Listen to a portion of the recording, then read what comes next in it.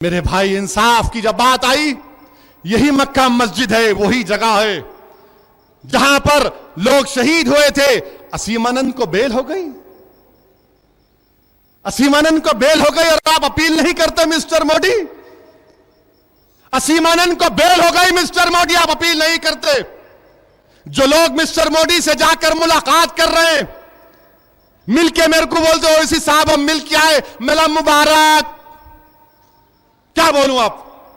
कभी यह भी तो पूछते कि असीम आनंद की बेल के खिलाफ अपील हो जाती। मगर हम जेलों में सड़ते हैं, जेल को ला रहे हैं तो एनकाउंटर कर दिया जाता है। मगर इंसाफ है तुम्हारा, इंसाफ कि मैं तबाह बर्बाद हो रहा हूं, निस्तो नाबूद करने की तुम्हारी साजिश और कोशिशें। मगर याद रखो, मैं खत्म होने वाला नहीं हूं। सुन लो, जो ये अज़म लेकर आए हैं कि हमको खत्म कर देंगे, नहीं, तुम मेरी तारीख को नहीं जानते। हजरत बिलाल को गरम गरम रेत पर गरम गरम पत्थर सीनों पर रख दिए गए। मैं हजरत बिलाल का नाम लेवा हूं जिन्होंने अहद अहद का नारा लगाया। तुमने पाक दामन हजरत सुमैया पर नेजा मारा, वो मेरी अम्मा है, मैं उनकी कुर्बानी को भूलने वाला नहीं हूं। यासर को तुमने रस्सियों में बांधकर जिस्म के 2 टुकड़े कर दिए, मैं यासर का नाम लेवा हूं। तुम हजरत कबाब को फांसी के फंदे पर चढ़ाया तो उन्होंने मुस्कुराकर उसका मौत का सामना किया। तुम मुझे खत्म नहीं कर सकते, याद रखो। तुम मेरे हौसले को दबा नहीं सकते। हां, तुम एक असदुद्दीन ओवैसी की जान ले सकते, मगर तुम 14 करोड़ 17 करोड़ फर्जंदाए तौहीद की हिम्मत और हौसले को खत्म नहीं कर पाओगे। हम हिंदुस्तान में थे और रहेंगे। ये हमारे बाप का मुल्क है और बाप के मुल्क में हम शान से रहेंगे। अपने हक के लिए लड़ेंगे जो हिंदुस्तान का दस्तूर हमको दिया है। हम यहां पर किराएदार नहीं थे, ना किराएदार बनकर रहेंगे, ना तुमको मालिक मांगेंगे। हम बराबर है, तुम्हारे साथ रहेंगे इंशाअल्लाह ताला। हम साथ रहेंगे, बरसों से साथ रहते आए, साथ रहेंगे। और फिर लतीफा तो यह है कि एक जज साहब रिटायर होने के दिन एक फैसला दिए, अच्छा है, मगर हैरत अंगेज बात मेरे को समझ में नहीं आई। मोर बच्चे कैसा पैदा करता मालूम आपको? मोर। जज साहब बोले, या लॉर्डशिप बोले, लॉर्डशिप बोले कि मोर क्या करता, जाके मोरनी के आंसुओं को चूस लेता कहते, बस बच्चा होगा। मैं बोला ओफो, ये तो साइंस की नई तहकीक है, ये नई डिस्कवरी है, नोबेल प्राइज। मैं फौरन नेहरू जूलॉजिकल पार्क में कोई उनको बोला, देखे टीवी पे, तो उन्होंने बोला असद साहब आपके पैर पड़ता हूं, फोन रख दो, आप मालूम क्या बोलने वाले। मैं नहीं, मोर कैसा पैदा होता? अरे बोले अरे जान दो साहब, आप फोन रख। नहीं भाई बता मेरे को। बोले कहीं रिकॉर्ड तो नहीं कर रहे फोन को? बोला नहीं, रिकॉर्ड मैं नहीं करता। बोले गलत बोले। मैं, जो लोग कह रहे हैं कि गाय को काटने पर फांसी दी जाए, मैं उनसे अदबन कहना चाह रहा हूं कि सरकार, आप अपनी गवर्नमेंट से बोल दो 1 लाख करोड़ का बजट में प्रावधान कर दे, प्रोविजन कर दे, सब ठीक हो जाएगा। ले लो आप 1 लाख करोड़ रख दो। बोलो कि हर स्टेट को 5-5 हजार करोड़ खाली गाय के प्रोटेक्शन के लिए। पैसे ही नहीं है, पैसे ही नहीं है। किसान खुदकशी कर रहा है, मगर खुदकशी क्यों कर रहा है उनके ऊपर कोई नहीं बोलेगा। मोदी सरकार के 3 साल में 40,000 किसान खुदकशी कर लिए, मगर अच्छे दिन की बात होती है, अच्छे दिन की बात होती है। मध्य प्रदेश में फायरिंग से लोग मारे जाते, अच्छे दिन की बात होती है। अरे कभी किसानों की तो बात कर लो आप, मगर नहीं, किसानों की बात नहीं करेंगे। मोर आंसू पी लिया, बच्चे पैदा हो गए। क्या बात है यार, क्या बात है। अब क्या बोलेंगे हम घर को जाके नहीं मालूम। बहरहाल मेरे भाई, अजीब व गरीब हालात से मुल्क गुजर रहा है। मगर मैं आपसे अर्ज कर रहा हूं, डरने और घबराने की बात नहीं। अच्छा, अहम बात, सदर जमहूरिया का इलेक्शन आ गया। अब जो बीजेपी के उम्मीदवार हैं वो 2010 में एक बयान दिए। क्या बयान दिए? कि मुसलमान और ईसाई इस मुल्क के नहीं है। अंग्रेजी में कहा कि Muslims and Christians are alien to this nation, यानी हमारा ताल्लुक ही नहीं है। मिस्टर मोदी, आप ऐसे आदमी को, फिर आप लोग बोलेंगे अरे वो 2010 में बोला, मैं तुम कहीं को बीच में बोल रहे हो। खत्म करो, पुरानी बात मत करो। तुम क्यों पुरानी बात करते? अरे मेरे भाई, जब ऑन रिकॉर्ड कोई बात कही गई और फिर मजलिस इलेक्शन लड़ी, बिहार में गई, उत्तर प्रदेश में गई, तो बोले क्यों आ रहे हैं यहां पे, सेकुलरिज्म को क्या करेंगे? अब मैं पूछना चाह रहा हूं, नीतीश कुमार, लालू ड्रामेबाज, कांग्रेस एक साथ नीतीश कुमार मोदी की तायीद कर रहे हैं और कांग्रेस और लालू नीतीश के साथ इख्तिदार में है। मुझ पर उंगली उठाने वालों, इस सवाल का जवाब दो।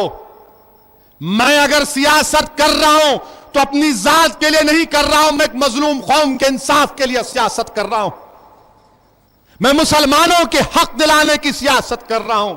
जो तुम सेकुलरिज्म के नाम पर हमको भिखारी बनाकर रख दिए, फसादात में हमको तबाह बर्बाद कर दिए। बच्चे स्कूलों में नहीं है, स्कूल तो छोड़ो, स्कूल बच्चे कहां जाते, उनके लिए लड़ रहा हूं।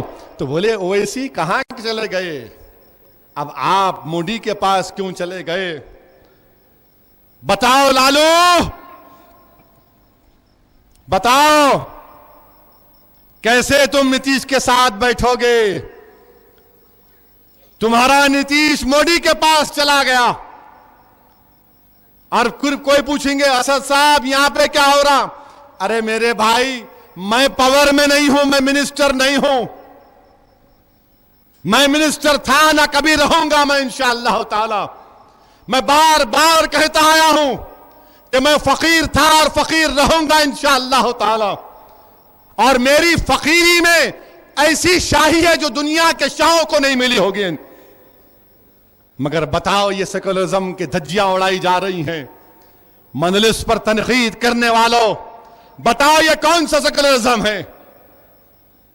महाराष्ट्र में कांग्रेस शिवसेना मिलकर मालेगांव में अपना मेयर बनाते, वहां सेकुलरिज्म।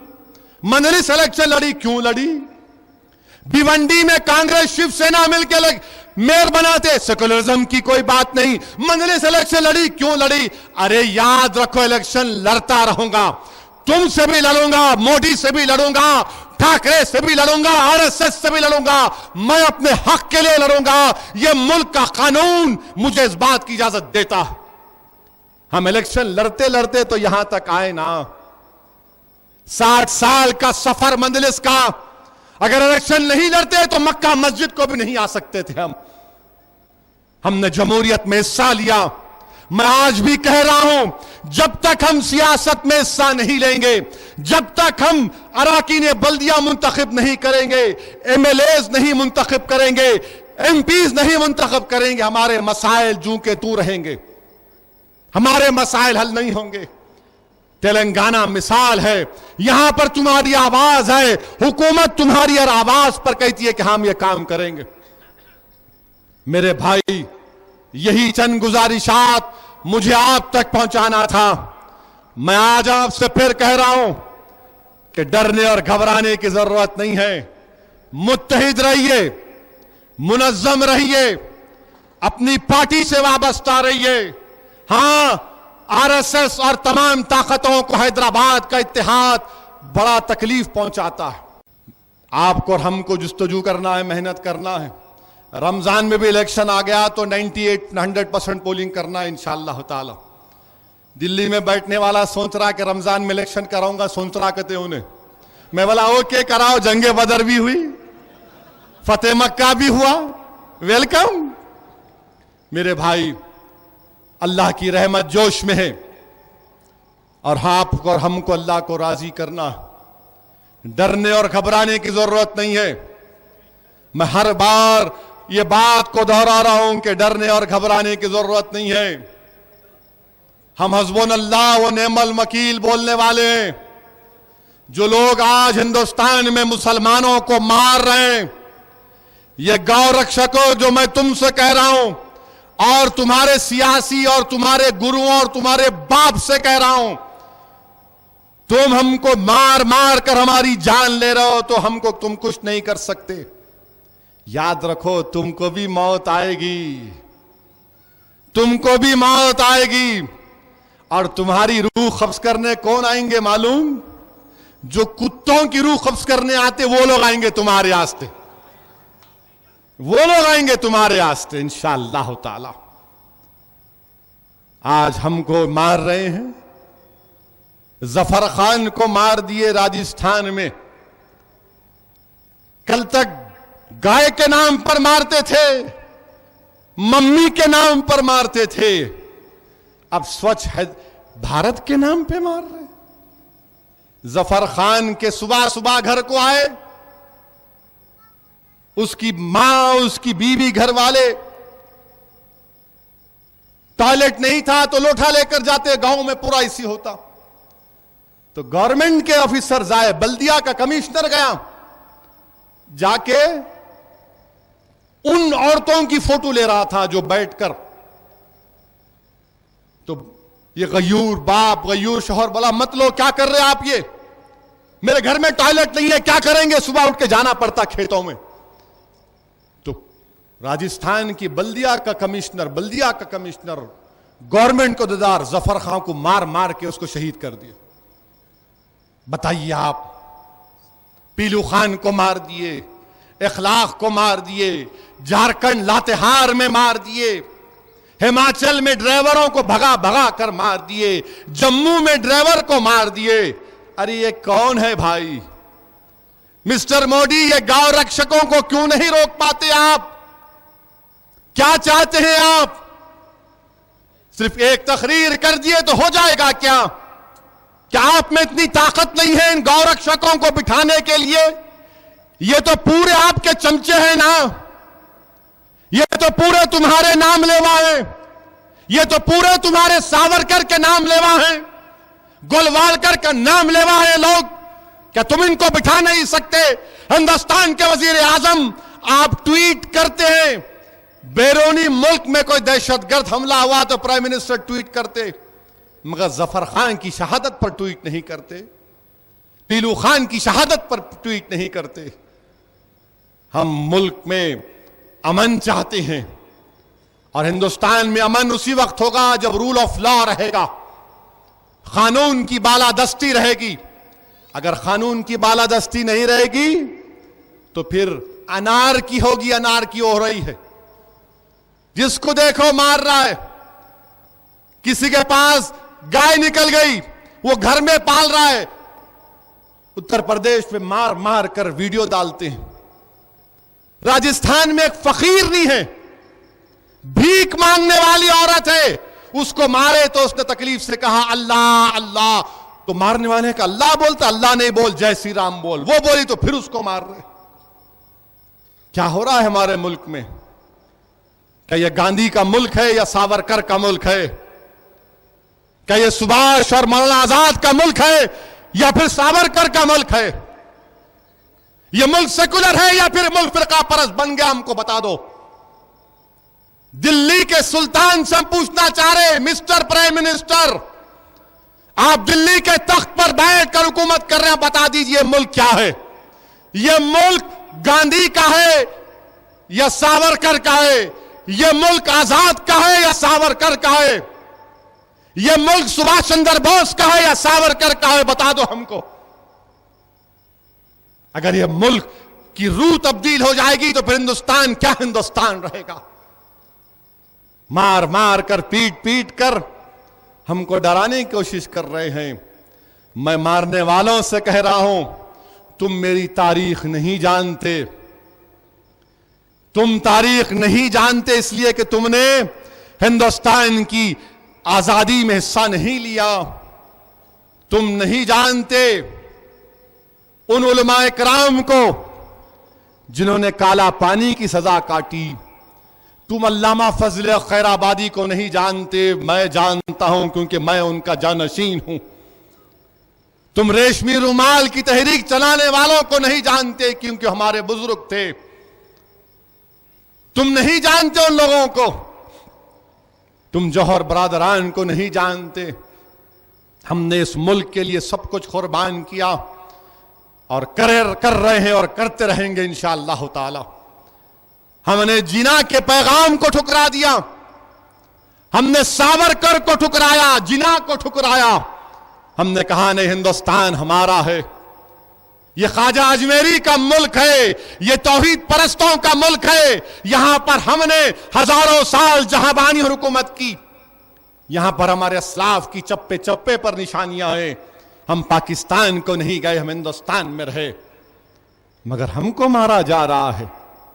क्रिकेट मैच होता है एक मामूली सा, वो भी हमारी वफादारी का इम्तिहान हो जाता है। अरे पाकिस्तान जीतती तो मुझे क्या करना, मेरी जूती के बराबर। हम पाकिस्तान को उस वक्त ठुकरा दिया, अब क्या करना है पाकिस्तान से। अगर हमारे बच्चे नहीं जीते हमको भी तकलीफ है। हम भी चाह रहे थे कि विराट सेंचुरी मार ले, नहीं मारा। हम भी चाह रहे थे कि शमी खेल लेता तो शमी शामी कबाब बना लेता, पाकिस्तान को आप नहीं खिलाए। मैं भी चाहता था जीत जाए, मगर वो इम्तिहान कहां से होगा मेरी वफादारी का। मेरी वफादारी का इम्तिहान कहां, कब तक लोगे तुम। मैं पाकिस्तान को ठुकरा दिया क्योंकि मौलाना आजाद ने कहा था, जामा मस्जिद के सीढ़ियों पर खड़े होकर कहा था कि तुम हिजरत के मुकद्दस नाम पर फरार की जिंदगी मत गुजारो। मैंने कहा नहीं गुजारेंगे, वतन हमारा है। तुमने बाबरी मस्जिद को शहीद कर दिया, हमने कहा नहीं, मुल्क हमारा है, हमारा रहेगा। हाशिमाबाद में तुमने हमको गोलियां मारकर फेंक दिया, अब तक उसका इंसाफ नहीं हुआ। हमारा मुल्क है, हमने मुल्क को बर्दाश्त किया, मुल्क हमारा है। हमने मुल्क को कहा नहीं, मुल्क हमारा। बंबई के गोर गलियों पर, रोडों पर तुमने 900 लोगों को मार दिया। हिंदुस्तानी मरे ना, इंसाफ नहीं हुआ, मगर हिंदुस्तान जिंदाबाद के नारे हम आज भी लगाते और कल भी लगाएंगे। और जब बात बंबई की निकली, मुंबई के ब्लास्टों में 260 लोग हिंदुस्तानी मारे गए, 100 लोगों को सजा हो गई, उसमें याकूब मेमन को फांसी भी हो गई। मगर जो बंबई के फसाद उससे पहले हुए थे, 900 लोग मर गए थे, एक को भी सजा नहीं हुई। बताओ ये कौन सा इंसाफ है। तुम बोलते असदुद्दीन ओवैसी की जबान कड़वी क्यों है, ये तुम्हारी नाइंसाफी मेरी जबान को कड़वी करती है कि 900 मर गए, एक को सजा नहीं मिल सकती, एक को सजा नहीं मिल सकती। यह आपका इंसाफ है। हुकूमत करने वालों, यह तुम्हारा इंसाफ का पैमाना। बताओ मेरे अजीज दोस्तों और बुजुर्गों, क्या क्या कुर्बानियां हम नहीं दिए और देते रहेंगे इंशाअल्लाह ताला। हिंदुस्तान की सालिमियत पर खतरा आने नहीं देंगे, आंच आने नहीं देंगे। मैं मजम्मत करता हूं जो कल कश्मीर में जो डीएसपी पुलिस ऑफिसर को मारा गया, लिंच कर दिया गया, मैं मजम्मत करता हूं उसकी। यह काम नहीं करना चाहिए था, गलत काम हुआ। मगर कश्मीर की पॉलिसी क्या है मिस्टर मोदी आपकी?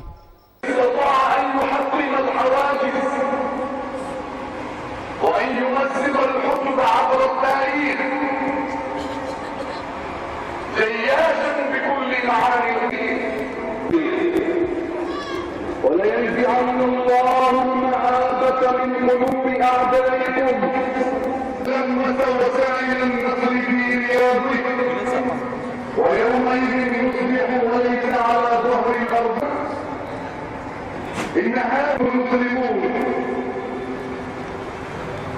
إذا كان قد أتى على هذه الأمة الإسلامية حين إنما هو في